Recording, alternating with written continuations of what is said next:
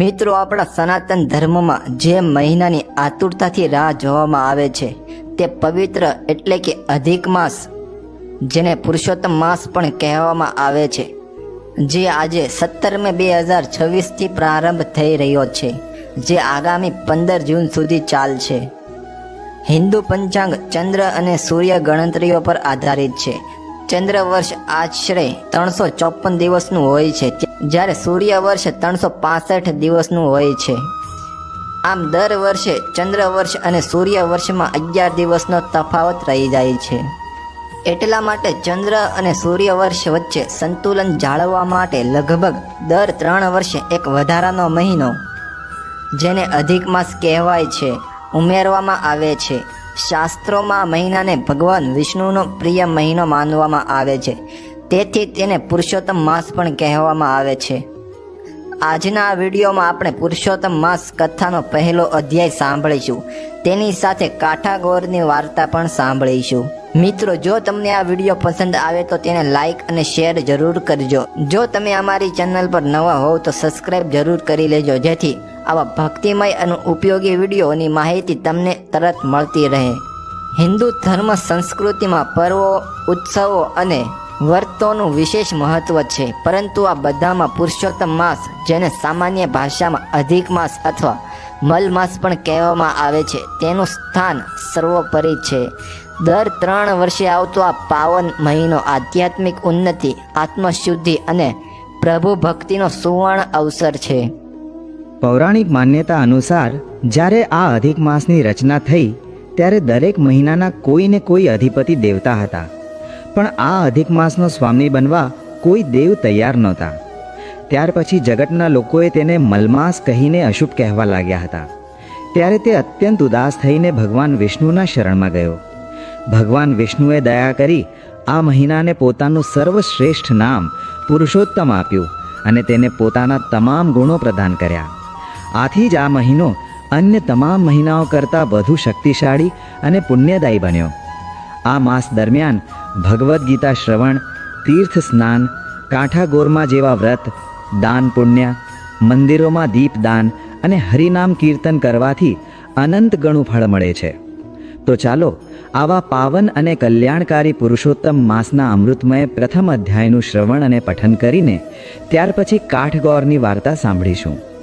બોલો પુરુષોત્તમ ભગવાનની જય.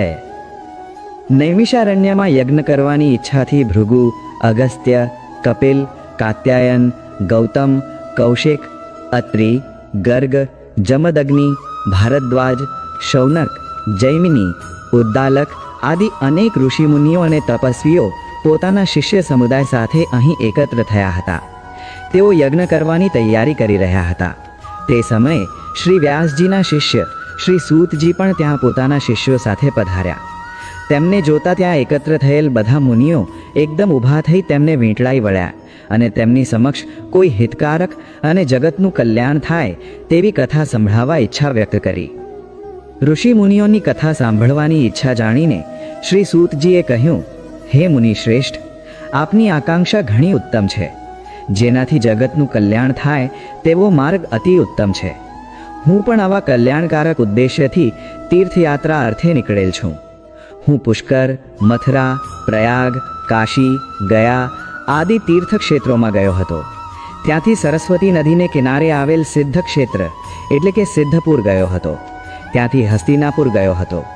ત્યાં મને ખબર મળી કે રાજા પરીક્ષિત રાજપાટ છોડી ઋષિશાપથી મુક્ત થવા ગંગાજીના કિનારે ગયા છે. ત્યાં શ્રી વ્યાસજીના 16 વર્ષના દિગંબર અને તેજસ્વી પુત્ર શ્રી શુકદેવજી કથા કહેવાના છે. અહીં અનેક ઋષિ મુનિઓ, તપસ્વીઓ કથા સાંભળવા એકત્ર થયા હતા. હું પણ કથાનો લાભ લેવાના આશયથી ત્યાં જઈ પહોંચ્યો. એક ઊંચા આસન ઉપર શ્રી શુકદેવજી બિરાજમાન હતા. આસપાસ અનેક ઋષિ મુનિઓ અને તપસ્વીઓ સાથે રાજા પરીક્ષિત પણ બેઠા હતા. રાજા પરીક્ષિતે શ્રી શુકદેવજી સમક્ષ જીવન મુક્તિ થાય તેવી કથા સંભળાવવા વિનંતી કરી. આ વિનંતીને માન આપી શ્રી શુકદેવજીએ શ્રીમદ ભાગવત કથાનો આરંભ કર્યો. આ શ્રીમદ ભાગવત કથા 7 દિવસ ચાલેલ. 7મે દિવસે પરીક્ષિત રાજાની જીવન મુક્તિ થઈ તે મેં પ્રત્યક્ષ જોયું હતું. ત્યાં મારા સાંભળવામાં આવ્યું કે નૈમિષારણ્યમાં જગ કલ્યાણાર્થે યજ્ઞ થઈ રહ્યો છે અને તેમાં અનેક ઋષિમુનિઓ એકઠા થનાર છે. આ બધાના દર્શનના હેતુથી હું અહીં આવ્યો છું. હું આપના દર્શન કરીને કૃતકૃત્ય થયો છું. શ્રી બૃહન્નારદીય પુરાણના પુરુષોત્તમ મહાત્મ્યનો નૈમિષારણ્યમાં યજ્ઞ નામનો પહેલો અધ્યાય સંપૂર્ણ. હવે પુરુષોત્તમ માસની પાવન કથા વાંચીએ. ઘણા વર્ષો પહેલાંની આ વાત છે. એક ભૃગુપુર નામનું નગર હતું. તે નગરમાં એક ડોસી તેના 2 દીકરા અને 2 વહુઓ સાથે રહેતી હતી. ઘરમાં ક્લેશ થતાં 2 દીકરાઓ અલગ થઈ ગયા. તેઓમાંથી કોઈ માને રાખવા તૈયાર નહોતા. તેથી ડોસી પણ અલગ રહી પોતાનું ગુજરાન ચલાવતી. આમ 3 જણા જુદા જુદા ઘરમાં રહેતા હતા, પણ વાર તહેવારે ભેગા મળી આનંદ માણતા. ડોસી ધાર્મિક વૃત્તિના હતા. તે રોજ સવારે ઉઠી પુરુષોત્તમ ભગવાનનું નામ લેતા લેતા નદીએ નહાવા જતા. તેમના નાના દીકરાની વહુ પણ રોજ નદીએ સ્નાન કરવા જતી. તેઓ કાંઠા ગોરમાનું પૂજન કરી ઘેર આવી કામકાજમાં લાગતા. જ્યારે મોટા દીકરાની વહુ ઉઠતા જ ઘરની ઝંઝટમાં લાગી જતી. દીકરા દીકરી અને પતિને આ કરો તે કરો તેમ હુકમો છોડ્યા કરતી.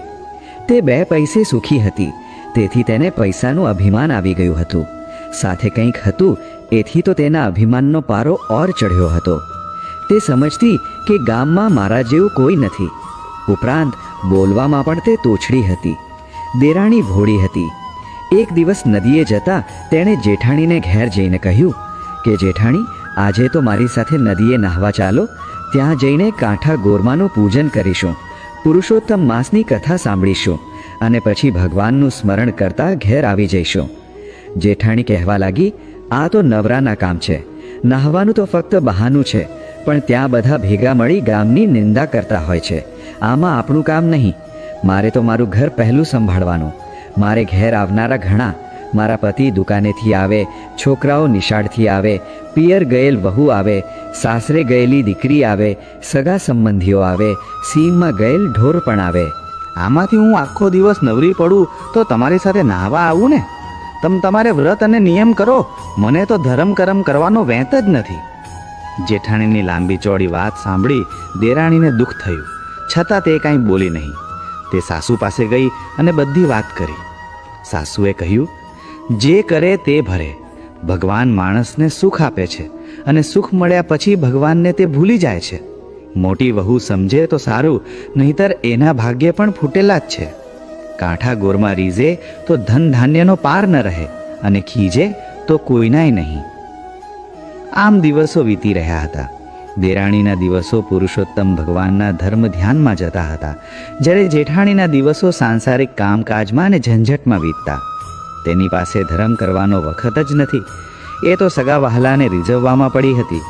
દેરાણી તો રોજ નદીએ નાહી કાંઠા ગોરમાની વાર્તા સાંભળતી અને ધર્મ ધ્યાનમાં રત રહેતી. આથી કાંઠા ગોરમાં દેરાણી ઉપર રીઝ્યા. એને ઘણી સુખ સાહીની દીધી. બીજી બાજુ પુરુષોત્તમ ભગવાનનું અપમાન કરનારી જેઠાણી ઉપર તે કોપાયમાન થયા. કાંઠા ગોરમાના કોપનો પાર ન રહ્યો. તેમણે જેઠાણીને શાપ આપ્યો. આથી પેઢીએથી પતિ ગાયબ થયો. નિશાળે ભણવા ગયેલ છોકરો ઘેર પાછો ન આવ્યો. દીકરીના સાસરિયા કોપ્યા, તેથી તેની દીકરીને તેની મા પાસે જવા ન દીધી. પિયર ગયેલી વહુ પણ પાછી ઘેર ન આવી. કોઈ સગા વહાલા ન આવ્યા. સીમમાં ગયેલ ઢોર પણ પાછા ન ફર્યા.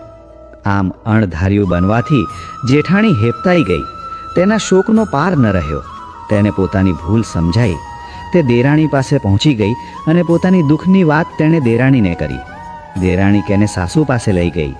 સાસુ ઓટલે બેસી માળા ફેરવી રહ્યા હતા. ત્યાં તો જેઠાણી આવીને તેમના પગમાં પડી અને વાર્તાલાપ કરતા કહેવા લાગી, માં, હું તો લૂંટાઈ ગઈ. મારો તો પતિ ગયો, મારો પુત્ર ગયો, ઢોર ઢાંખર ગયા. સવળા નાખું ત્યાં અવળા પડે છે. માટે કંઈક રસ્તો બતાવો. તમે કહેશો તેમ હું કરીશ. સાસુએ કહ્યું, મોટી વહુ, તે જાણીએ અજાણીએ પણ પુરુષોત્તમ ભગવાનનું અપમાન કર્યું છે.